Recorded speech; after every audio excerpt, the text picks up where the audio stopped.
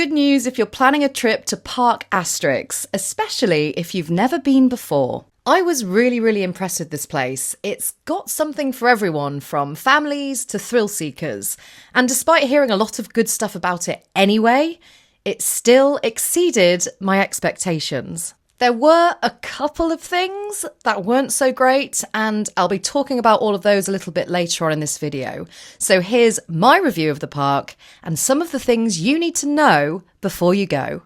So Parc Astérix is about an hour away from Paris in France, and turns out it's really easy to get to from where I live in the Midlands. I flew from Birmingham to an airport called Paris-Beauvais, which is actually quite far away from Paris, but the return flight was cheap. We're talking no more than 40 quid all in, and it's just a short trip across the channel, about half an hour, give or take. So a pretty manageable flight from Birmingham, but depending where you live in the UK, you could get the Eurotunnel, or you could hop on a ferry and drive from Calais, for example, to get to the park. From Beauvais, the park is about a 50-minute drive, so I just rented a car from the airport.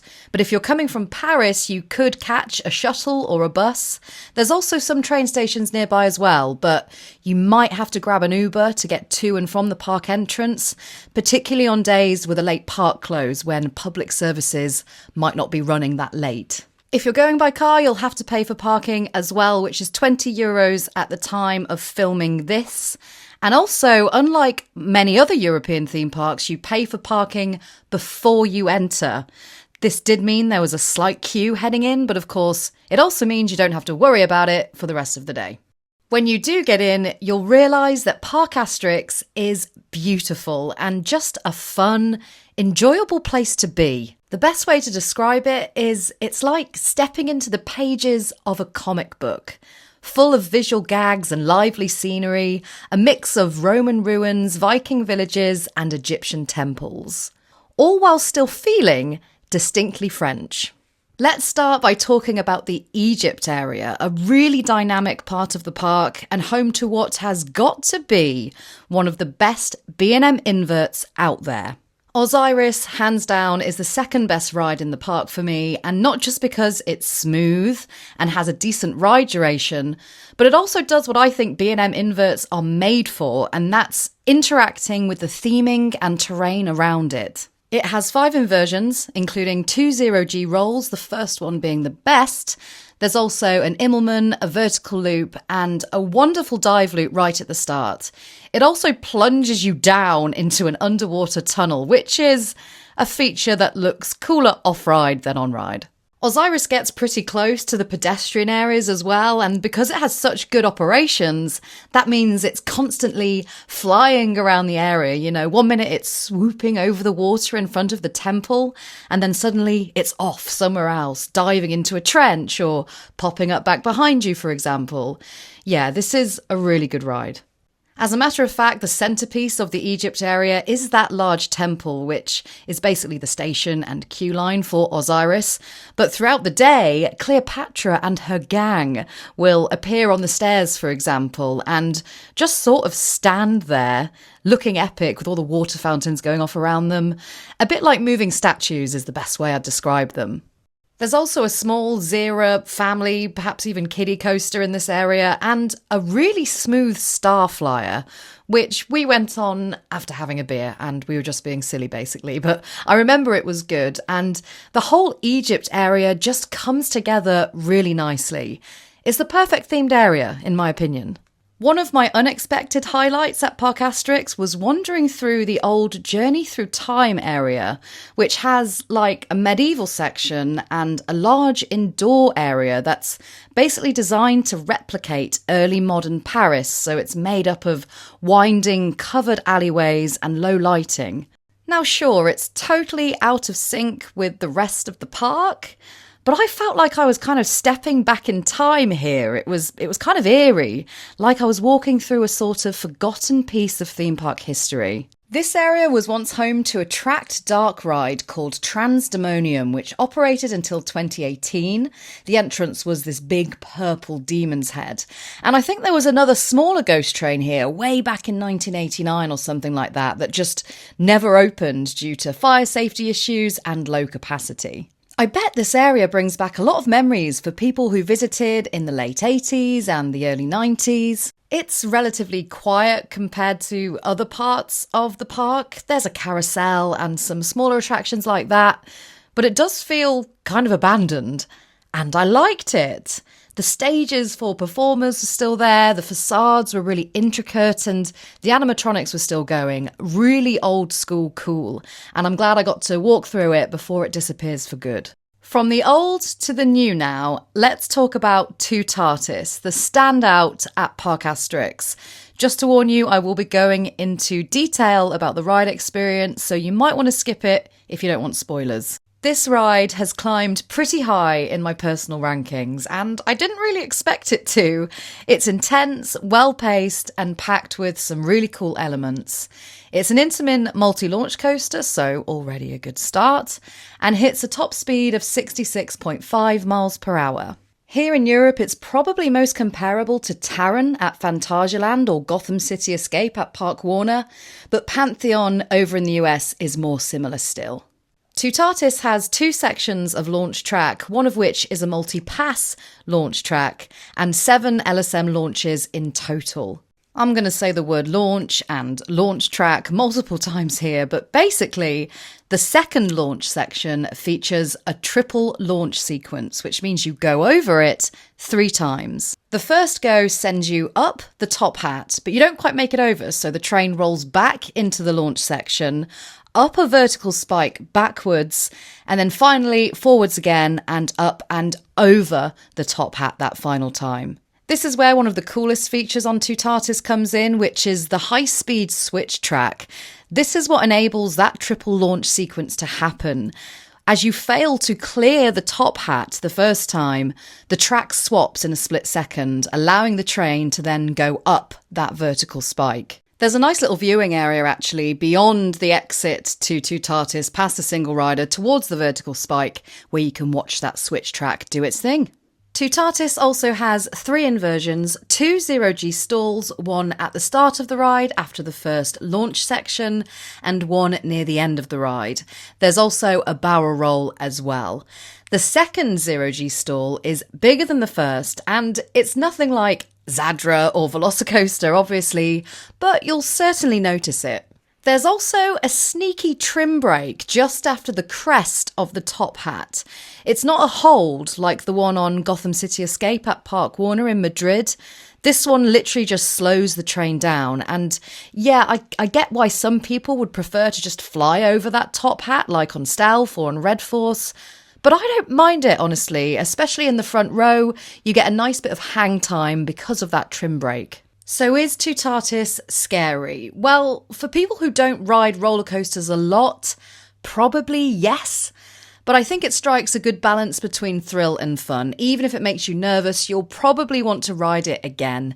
It's nice and smooth, the theming is bright and mystical, nothing foreboding or anything like that. But you do have the height and the speed, which might psych some people out. Personally, and I don't know how controversial this is going to be, but Toutatis felt more intense than Taron to me, even though Taron is actually faster. That might be because I went on Taron with super high expectations and found the first launch to be a bit underwhelming, whereas Toutatis sort of caught me off guard. Don't get me wrong, I love Taron, really love it, but it does have some dead spots. Taron definitely takes the crown for theming though, but Toutatis still has some fantastic theming of its own. It's inspired by ancient Celtic mythology and named after Toutatis, the god of speed, war and chaos. The whole festival of Toutatis area is themed like a Celtic forest celebration. Think wooden structures, stone carvings, tribal symbols, festoon lighting, all that kind of stuff. And it's a great spot to grab a drink or something to eat. It's particularly pretty at night. And check out the station for Toutatis. It's hidden inside that grassy mound. There's even a little stone circle on top of it. Definitely in the running for best station design. Let's talk about queue times now, because this park can get quite busy, particularly during the weekend and the summer months and during a late park close when there's an event on. The queue times can get quite long, but you do have options. There are single rider lines, but only 2. Toutatis and Osiris are the only attractions at Parc Astérix with single rider. The good news is operations are excellent when it comes to actually using the single rider queues. During our visit, which was on a pretty busy Sunday, we never waited more than 20 minutes for either ride, and that was when the main queues were much, much longer. They do close the single rider queues occasionally, and that's normally when they get too full. So if you get to the entrance and the gate's shut or there's a bit of rope blocking your way, that's probably because the single rider line is full, and it's worth checking back a little bit later on because they do seem to clear the lines pretty quickly. When we were there, Osiris had a standby queue averaging around 50 minutes, and Toutatis was way over an hour, hitting 70, 80, even 90 minutes. So if you're happy to do it, single rider is the way to go for shorter waits, in my opinion. We got on both the headline coasters multiple times in a day using the single rider. But it wasn't just the thrill coasters with the big queues. Some of the family rides were also pulling long waits. Even the Mack bobsled coaster was over an hour the first thing in the morning. And none of this is down to bad operations, by the way. The park is just really popular. There is a fast track option as well in the form of something that I can't pronounce. Felitomatics, I think they're called. They're basically just fast passes, and they come as either one-shot tickets for individual rides or bundled packages. You'll just need to download the Parc Astérix app and create an account in order to buy them, because there doesn't seem to be anywhere in the park anymore where you can purchase them. The prices are fairly reasonable, similar to other parks. Pegasus Express, which is a family coaster, was €10, but they get more expensive for the bigger rides like Toutatis and Osiris. On to everybody's second favourite thing about visiting a theme park, and that is, of course, the food. There's lots of choice at Parc Astérix. You've got your burgers, your fries and all that kind of stuff. But then there's also a circus-themed buffet or a Viking-themed sit-down restaurant where they sell roast chicken, potatoes and stuff like that. In the Egypt area, there's a kebab stall and a restaurant called Wonders of the Nile, where we got a really nice sharing platter, which cost about €14 and included things like onion rings, mozzarella sticks, chicken nuggets, jalapeno cheese bites, you know, all the good stuff. And then, of course, you've got your sweets, croissants, cookies, ice cream, and so on, dotted around the rest of the park. Now, if you're after a more unique dining, or rather drinking experience, there's the Sky Bar. This is cool. This is where you're strapped into a seat at a table with up to 32 other people, then lifted nearly 115 feet into the air. This whole experience lasts around 10 minutes and the platform slowly rotates, giving you stunning panoramic views of the entire park, all while your legs dangle freely below. Technically, this is an upcharge experience since you have to buy a drink to ride it, and the drinks did seem a little bit more expensive than at other spots around the park, but there's a decent menu. It's mainly cocktails and mocktails, and then your usual beer and soft drinks. Plus, the staff are super friendly and will happily snap your photos while you're up there. On to the not-so-good stuff now, starting with Goudrix, a Vekoma steel looping coaster. This ride has 7 inversions and certainly looks impressive from the outside. It opened way back in 1989, making it a real classic, and it held the record for most inversions until Dragon Khan at Portaventura World came along. But despite its fame, it's also notorious for being very rough and uncomfortable. There's this little plaque outside the station saying that McFly rode Goudrix 31 times in a row. And I thought they meant McFly, as in the British boy band. And then after riding it, I was thinking, what the hell? McFly clearly deserved their name on the bill at Download Festival this year, because this ride is painful. But as it turns out, the record actually belongs to 2 French YouTubers. Over the years, Goudrix has been retracked and the trains have been upgraded to try and make it more comfortable. And honestly, I can't imagine riding it without the newer vest-style restraints, but it's part of Parc Astérix's history, so I understand why they've kept it. Goudrix leads us nicely on to Tonnerre to Zeus. This ride, for me, is such a shame because it has everything to make a fantastic wooden coaster. Maybe even the greatest. It has a long layout, a neat little tunnel with smoke and light effects, and you even walk between Zeus's legs as you enter the queue line, and you'll notice they've put some cute little pink ducky pants on him. It's basically all good, except it rides like a jackhammer. In this video, you can probably see the train literally bouncing up and down on the track, especially during the drops. And that roughness really just interrupts the flow of the ride and ruins some otherwise decent airtime moments. It's just a massive shame because if they sorted out the trains, this could easily be my favourite wooden roller coaster.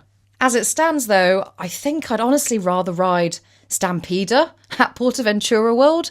At least you have the dueling element on Stampeder. Well, sometimes you do anyway.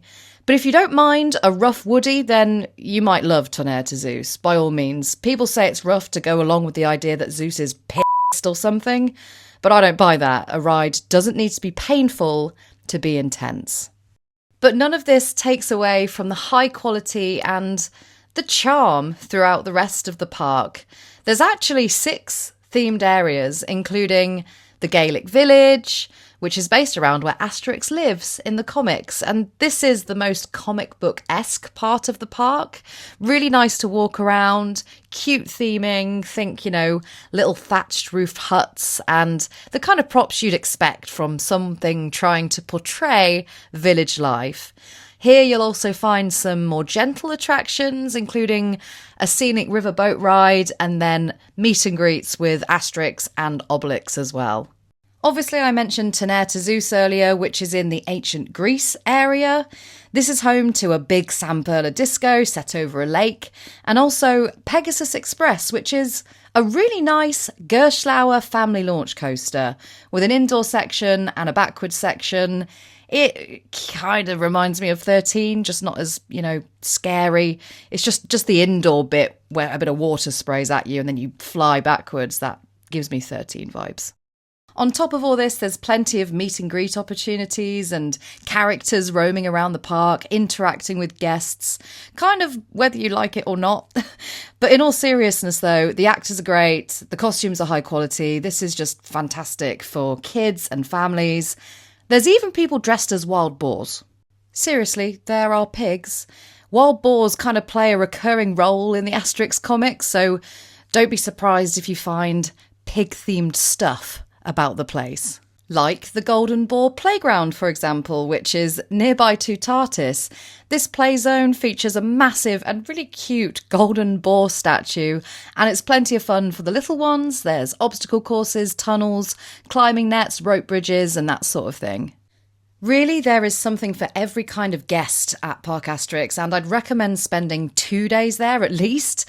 I don't think it's possible to experience it all in just one day because there's loads more which I haven't mentioned in this video, like all the water rides, for example, and of course the new for 2025 family spinning coaster, which wasn't quite open when I filmed this video, but I'm already planning on going back as soon as I can so I can ride it. To put it plainly, I'd say Parc Astérix is a solid 9 out of 10. It's up there with Europa Park, Portaventura World and Phantasialand.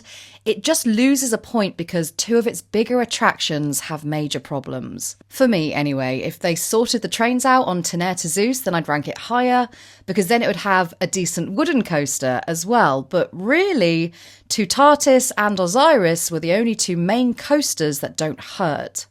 There's loads of other great attractions at the park, don't get me wrong, but for thrill seekers, this could be a bit of a problem. If you look at Europa Park, for example, I can count at least 4 roller coasters there that could each be headliners in other parks, and the same for Portaventura World. Even Alton Towers has a pretty strong lineup. All that being said, Osiris, Toutatis, and pretty much everything else about this park is 10 out of 10. From the theming to the operations to the food, it offers a more authentic, less commercial alternative to Disneyland Paris. And honestly, if I ever have kids, they'll definitely be going to Parc Astérix. It's rich in character, full of humour, and wonderfully immersive. Have you ever been? Do you agree with me or maybe even disagree with me? If so, let me know in the comments.